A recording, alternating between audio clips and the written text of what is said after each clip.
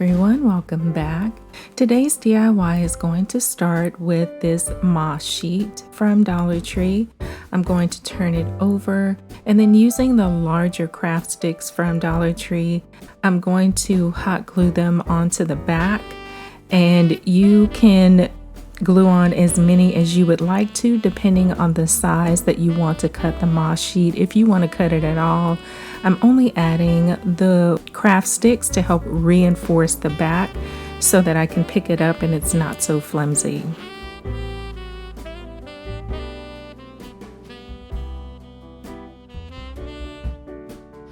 This is my second Christmas in July DIY video. If you did not see the first one, I will have it linked for you in the description box below. Now I am cutting off the moss sheet and I'm cutting it out irregularly. As you can see, it's not a straight cut. I want it to look just like that. And now I'm going to take some of the giant craft sticks. You can get these from Walmart. And I just want to see how many of them I'll need. This set of giant craft sticks will form the back wall for the nativity scene. So I only need 5 of them. I cut off the curved parts, and I'm using the little circular parts that I cut off to reinforce them and glue them together. It didn't quite turn out the way that I wanted it to, so I will cover those up later. And any irregularities in them is fine. When I cut them, that little divot right there is perfect because it's just going to add to the worn look of the wood.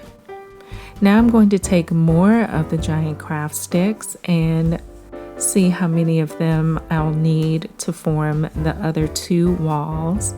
And for those, I'm only going to use 4 of the giant craft sticks, 4 per side, so 8 total. And I'm going to do the same thing. I'm going to cut them down to the same size as the first wall that I made. And for this one, I'm going to use some of the large craft sticks from Dollar Tree to glue them together. And I am slanting them to help give sort of an age-worn look to the wood. And here I'm using more craft sticks to cover up the circular parts that I initially put on the back wall.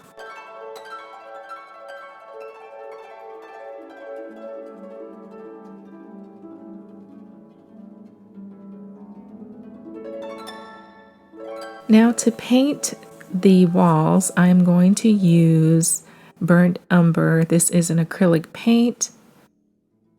And I'm also going to dilute it with water to help give it a stain. So I don't want to paint the wood. I still want to be able to see the wood grain through the paint. So that's why I think doing this method is better than stain. You don't have the toxic fumes. You don't have to wear gloves. It dries faster. You can customize the color. So I would definitely recommend doing a diluted paint instead of stain.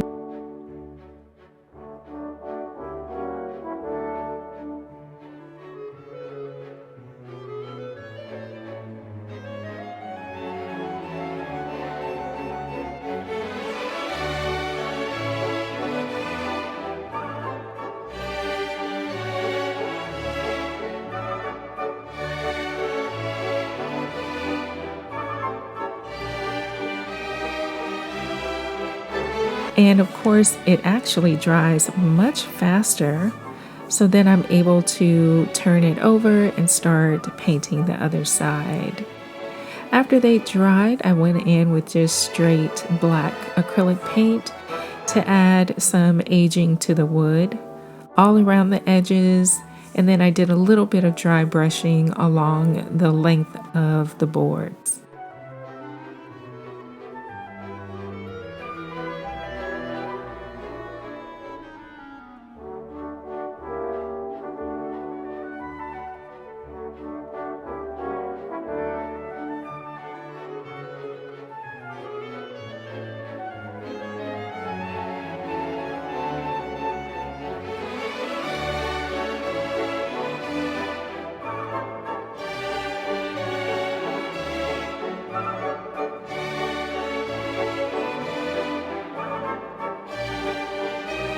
I found this pack of this military playset is what they call it from Dollar Tree.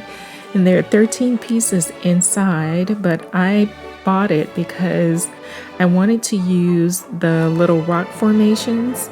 Initially, I painted them with a diluted burnt umber paint, but it just seemed to slide right off of them. It doesn't have the porous texture of the wood, so it just kind of just slid down the plastic.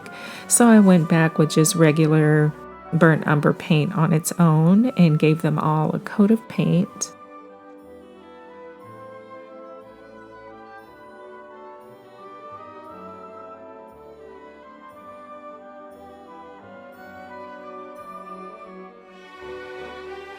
I went back in with black paint to add more color and depth to the stones. And I did that to the little brick formation and to the two little mounds as well.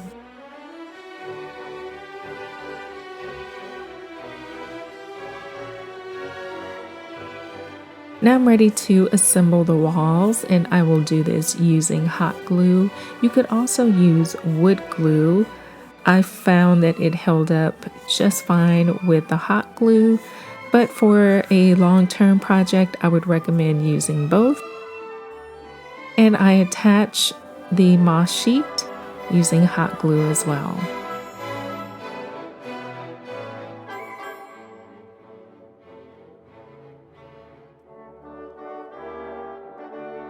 I'm going to add the last wall, also using hot glue.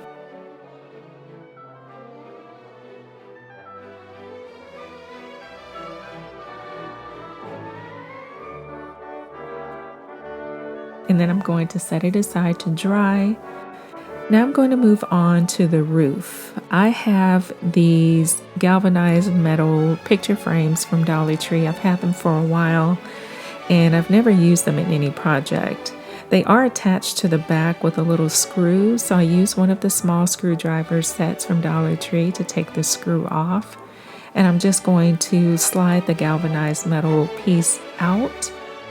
And I'm going to connect them using hot glue. So what I'm going to do is measure out 2 of the ridges. And then I'm going to add hot glue to the tops of the ridges where it will have contact with the other frame or the other galvanized metal piece. And then I'm going to glue them together. Be careful, you can feel the heat from the hot glue through these galvanized metal pieces. So if you're using a high temp glue gun, especially like I am, be careful. And I'm going to do the same thing with the second one.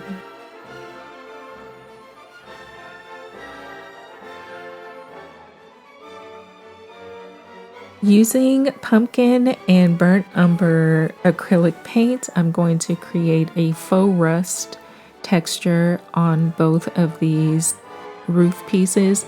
Now, if you wanted to, you can make the roof out of wood. You can just use either the large craft sticks from Dollar Tree or the giant craft sticks from Walmart.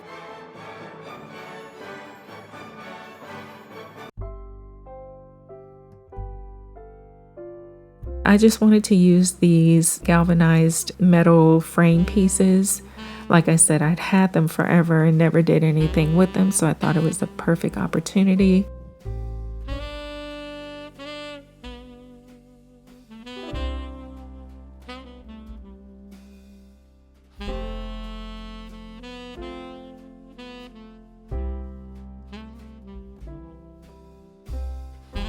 So that's what the first coat looks like. I'm going to do the second one and then set them aside to dry. Meanwhile, I'm going to take one of these little cribs and I'm going to take it apart. Dollar Tree has these in blue and in pink. Doesn't matter which one you get because we're going to paint it.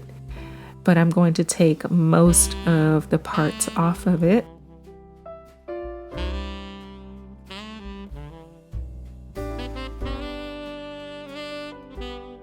The bottom of it will be covered so you won't see that part. Now I'm going to take Waverly acrylic paint in hazelnut and I'm going to give it a couple of coats of paint, and I am going to paint the entire thing. the inside, the exterior, and also underneath. I don't want any of the pink to show through at all.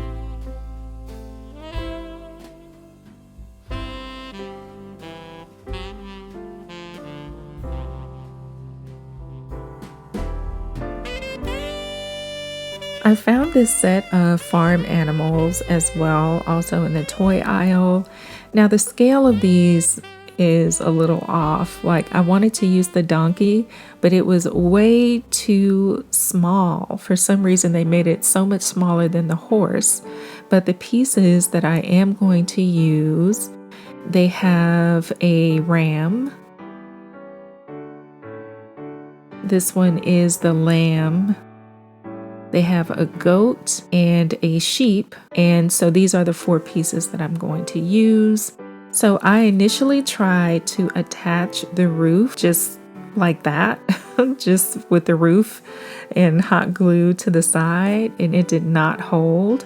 So what I ended up doing was hot gluing 2 of the large craft sticks towards the bottom, and then I gave them a coat of paint. I painted them with a hazelnut paint just because that's what I had available.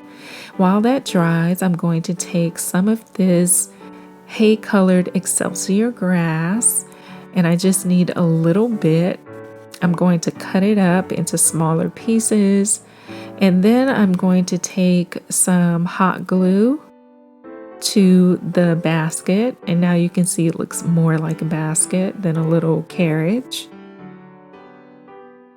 You can also distress it if you want to, but I just left it like this.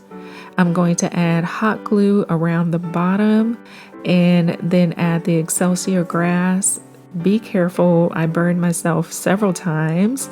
I would recommend adding the glue and then just rolling it in the Excelsior grass on the table instead of trying to push it in with your fingers like I did. That's how I ended up burning myself. So be careful. And this is how it turned out.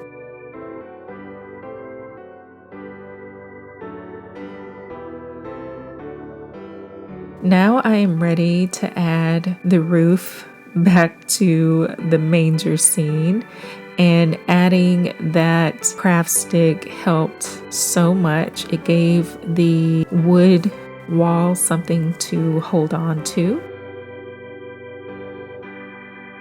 Now for the baby Jesus, I'm going to take one of the large craft sticks from Dollar Tree. You can use one of the smaller ones. For the face, I'm going to use one of these split wood pieces. I got these from Amazon. I'll link it for you in the description box below. Now I'm going to paint it with the hazelnut paint, and you only need to paint the face part, or if you want to stain it or just leave it in its natural wood state, up to you. I'm going to set it aside to dry. And while it does, I'm going to cut a piece of the burlap from this messenger bag that Dollar Tree currently has in stock. And I'm just going to cut a small piece, just like this. And I'm actually going to wrap the little baby up in the burlap. I'm going to cut it down to size.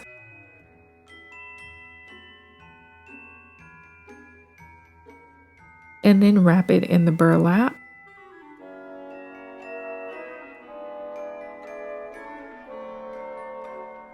And I'm just fitting it to make sure that it fits inside of the little basket. And it does. I got these lights from Amazon. I will link those for you in the description box below, and I got them in the bright white.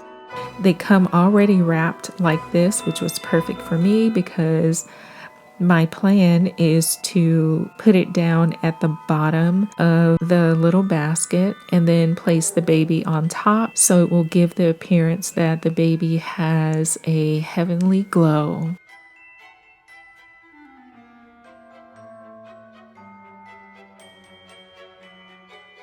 And it may be hard to see, that's the effect.